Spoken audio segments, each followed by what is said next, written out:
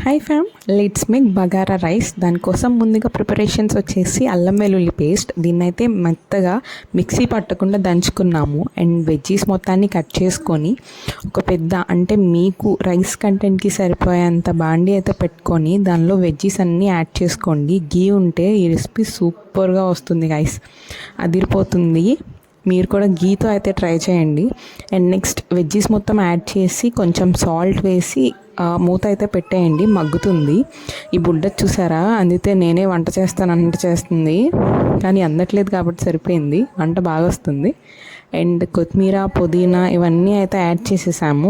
Add చేసేసి mix చేస్తూ ఉండాలన్నమాట. మిక్స్ చేసిన తర్వాత వాటర్, ఆ రైస్ కంటెంట్కి తగ్గంత వాటర్, గ్లాస్ వాటర్ అన్నమాట. సో సేమ్ గ్లాస్తో మెజర్మెంట్ అయితే పెట్టుకోవాలి, గ్లాస్ కన్ఫ్యూజ్ అవ్వకండి.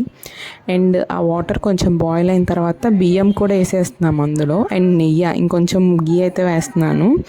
And point to be noted, డైట్లో ఉన్న వాళ్ళు అయితే ఇంత నెయ్యి యూస్ చేయొద్దండి. అండ్ ఆ తర్వాత దాన్ని మొత్తం మిక్స్ చేసి మూత అయితే పెట్టేయండి. అంతే, మనం చేయాల్సిన పని అయితే ఇంతే గైస్, అదే అయిపోతుంది. చూసారా ఎంత డెలిషియస్ ఉందో.